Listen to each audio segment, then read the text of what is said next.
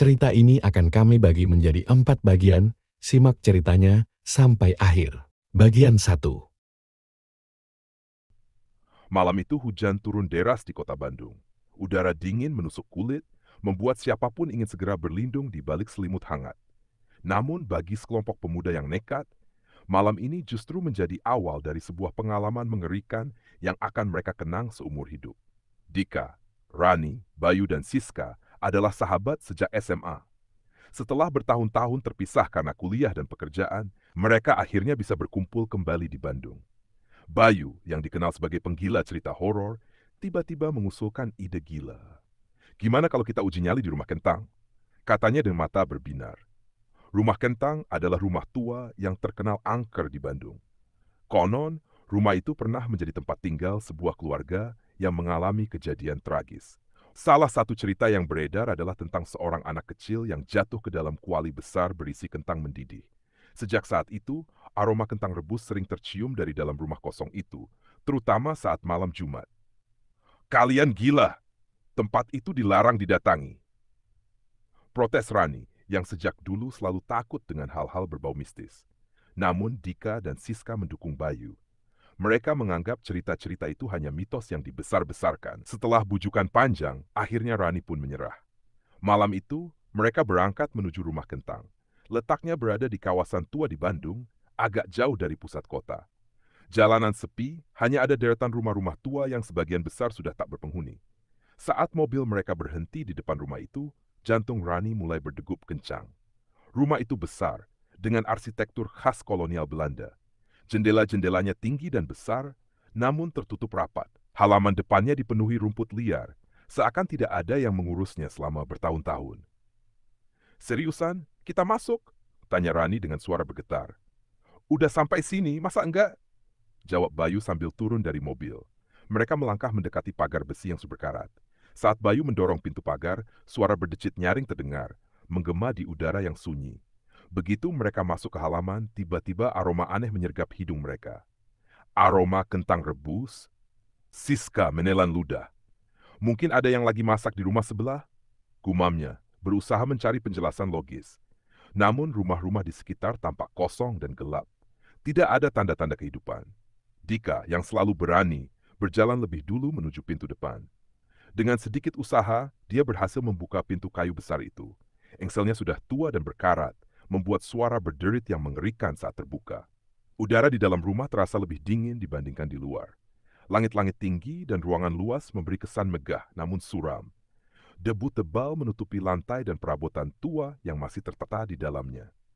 Saat mereka masuk, angin dingin tiba-tiba berembus dari dalam, membuat lilin yang dibawa Bayu berkedip-kedip. Tiba-tiba terdengar suara lirih dari dalam rumah. Suara seorang anak kecil. Tolong! Rani langsung memegang lengan Dika dengan erat. Kalian dengar itu? Bisiknya ketakutan. Siska mengangguk. Wajahnya mulai pucat. Dari sudut ruangan, ada sesuatu yang bergerak. Bayu mengarahkan senter ke sana. Sebuah bayangan kecil melintas cepat ke arah dapur. Lalu, aroma kentang rebus semakin menyengat. Di dapur, mereka melihat sesuatu yang membuat bulu kuduk meremang. Sebuah kuali besar, terbuat dari besi tua, masih berdiri di atas tungku batu. Dan di dalamnya, airnya masih mendidih. Bagian 2. Rani menutup mulutnya rapat-rapat berusaha menahan jeritan yang hampir keluar. Matanya terpaku pada kuali besar di tengah dapur itu. Airnya masih mendidih, seakan baru saja digunakan seseorang. Namun siapa? Rumah ini sudah lama tak berpenghuni. Bayu, yang biasanya paling berani pun menelan ludah. Dia mengarahkan senter ke sekeliling ruangan. Dapur itu masih mempertahankan nuansa kolonialnya. Lantainya dari ubin hitam putih, lemari kayu tua berjejer di dinding, dan di sudutnya terdapat tungku besar yang tampak sudah berusia puluhan tahun. Namun yang paling mengerikan adalah kuali itu. Di permukaan airnya, gelembung-gelembung terus bermunculan, mengeluarkan suara gemuruh pelan. Siapa yang barusan kita lihat lari ke sini? Bisik Siska. Suaranya bergetar. Tak ada yang menjawab. Mereka semua merasakan hawa dingin yang semakin menusuk.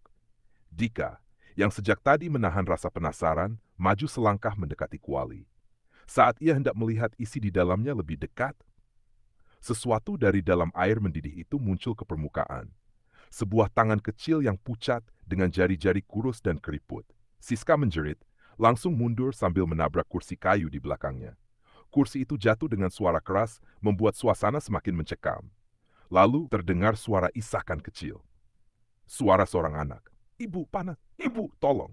Rani langsung berpegangan erat pada Dika. Tubuhnya gemetar hebat. Dika, meskipun wajahnya pucat, mencoba tetap tenang. Kita harus keluar dari sini. Suaranya rendah tapi tegas. Bayu menoleh ke arah pintu dapur, namun tiba-tiba pintu itu menutup sendiri dengan keras, membuat mereka terkunci di dalam. Sial! Ini gila! Bayu mencoba menarik gagang pintu, tetapi tidak bergerak sama sekali. Saat itu, Siska melihat sesuatu di cermin buram yang tergantung di dinding dapur. Refleksi mereka semua terlihat di sana, tapi ada satu sosok kecil tambahan di belakang mereka. Seorang anak laki-laki mengenakan pakaian tidur putih yang sudah usang dan kotor. Wajahnya pucat, matanya kosong, dan dari tubuhnya keluar uap seperti orang yang baru saja keluar dari air panas. Siska tak bisa menahan ketakutannya. Ia membalikkan badan dengan cepat, tetapi tak ada siapa-siapa di belakang mereka. Namun, saat ia kembali melihat ke cermin, sosok itu kini... Seketika itu juga, aroma kentang rebus yang semula hanya samar, kini berubah menjadi bau gosong yang menyengat. Dari dalam kuali, suara gemuruh semakin keras. Lalu sesuatu yang mengerikan terjadi. Air mendidih itu mulai bergejolak liar, memercik ke lantai, dan dari dalamnya keluar sesuatu yang membuat mereka semua menjerit ngeri. Sebuah wajah. Wajah anak kecil yang matanya kosong, kulitnya merah melepuh seperti habis terbakar air panas, dan bibirnya bergerak perlahan seolah mencoba berkata sesuatu. Rani sudah menangis ketakutan. Dika dan Bayu berusaha keras membuka pintu, sementara Siska terpaku menatap kuali itu. Lalu terdengar suara berbisik, pelan namun jelas. Jangan pergi, temani aku di sini. Tiba-tiba, sesuatu mencengkeram kaki Siska dengan kuat. Dan ia ditarik ke arah kuali mendidih itu. Meviuse. Bagian 3. Siska menjerit histeris saat sesuatu mencengkeram kakinya dengan kuat dan menariknya ke arah kuali besar yang mendidih. Tangannya meraih udara, mencoba mencari pegangan, namun lantai dapur yang licin membuatnya semakin sulit bergerak. Tolong! Aku ditarik! Teriaknya. Dika dan Bayu langsung bereaksi. Bayu meraih tangan Siska dan menariknya sekuat tenaga, sementara Dika berusaha menendang sesuatu yang tampak seperti tangan kecil, berwarna merah melepuh yang keluar dari dalam kuali. Namun, semakin mereka menarik, semakin kuat cengkeraman itu. Dari dalam kuali, wajah anak kecil itu semakin jelas terlihat. Matanya yang kosong menatap lurus ke arah Siska, bibirnya bergerak tanpa suara, dan uap panas terus mengepul dari tubuhnya. Rani, yang ketakutan setengah mati, hanya bisa berdoa sambil menangis di sudut ruangan. Lalu, tiba-tiba terdengar suara... Dika mengambil sebuah panci besi dari meja dan memukul tangan yang mencengkeram kaki Siska. Seketika itu juga, cengkeraman itu melemah, dan Bayu berhasil menarik Siska menjauh dari kuali. Mereka semua terjatuh ke lantai, napas terengah-engah. Aroma kentang rebus bercampur dengan bau gosong semakin menyengat, membuat dada terasa sesak. Namun mimpi buruk itu belum berakhir. Kuali besar itu mulai berguncang sendiri. Suara gemuruh dari dalamnya semakin keras, dan perlahan air mendidih di dalamnya mulai meluap keluar, mengalir ke lantai seperti ombak panas. Keluar, sekarang! Dika berteriak. Mereka semua berlarah pintu dapur yang tadi terkunci. Bayu dan Dika menggedor-gedor pintu dengan panik. Siska menoleh ke belakang. Di cermin di dinding, ia melihat sesuatu yang membuat bulu kuduknya meremang. Anak itu berdiri tepat di belakang mereka. Wajahnya lebih jelas sekarang. Kulitnya melepuh, bibirnya pecah-pecah, dan dari matanya mengalir air hitam pekat. Jangan pergi, bisiknya dengan suara parau. Rani berteriak. Matanya terbelalak ketakutan. Lalu tiba-tiba, pintu terbuka sendiri. Mereka langsung berhamburan keluar dari dapur, berlari sekencang mungkin menuju pintu depan. Namun, sebelum mereka berhasil keluar dari rumah itu, terdengar suara keras dari dalam dapur. Pak! Kuali itu jatuh ke lantai, menumpahkan seluruh isinya. Asap tebal memenuhi udara, dan terdengar suara tangisan yang menyayat hati menggema di seluruh rumah. Namun, saat mereka akhirnya berhasil keluar dan berdiri di halaman rumah, sesuatu yang lebih mengerikan terjadi. Dari jendela dapur, mereka melihat anak itu berdiri di balik kaca, menatap mereka dengan mata kosong. Lalu, ia tersenyum, dan dalam sekejap, seluruh rumah itu kembali sunyi. Aroma kentang rebus pun menghilang. Mereka semua terdiam, tubuh gemetar hebat. Kita gak boleh ngomongin ini ke siapapun. bisik Bayu dengan napas memburu. Dika mengangguk. Rani masih menangis, sementara Siska hanya terdiam. Wajahnya pucat pasi. Tanpa berkata-kata lagi, mereka langsung masuk ke mobil dan meninggalkan tempat itu dengan kecepatan tinggi. Namun, sebelum benar-benar pergi, Siska menoleh sekali lagi ke arah rumah itu. Dan di bawah cahaya bulan, ia melihat sesuatu yang membuatnya tak bisa tidur selama berhari-hari. Di depan rumah itu, berdiri sosok anak kecil itu. Masih mengenakan pakaian tidurnya yang kotor. Masih dengan wajah kosongnya. Dan kali ini, bibirnya bergerak pelan. Siska membaca gerakan bibirnya. Bats. Bagian 4. Setelah kejadian mengerikan di rumah Kentang, mereka semua berusaha melupakan malam itu. Namun, apa yang mereka alami tidak bisa hilang begitu saja. Sudah 3 hari berlalu, tapi Siska masih sering terbangun di tengah malam dengan keringat dingin. Suara gemuruh air mendidih dan bisikan anak kecil itu terus terngiang di telinganya. Bayu yang awalnya paling berani, kini berubah pendiam. Ia bahkan tidak mau lagi berbicara tentang rumah itu. Rani masih trauma. Ia tidak bisa tidur sendiri dan selalu meminta ditemani setiap malam. Sementara Dika, yang selama ini paling rasional, juga mulai mengalami kejadian aneh. Semua berawal dari aroma kentang rebus. Malam itu, Dika sedang duduk sendirian di kamarnya ketika ia mencium aroma yang sangat familiar. Kentang rebus. Ia menoleh ke kiri dan kanan, memastikan tidak ada siapapun di rumahnya yang sedang memasak.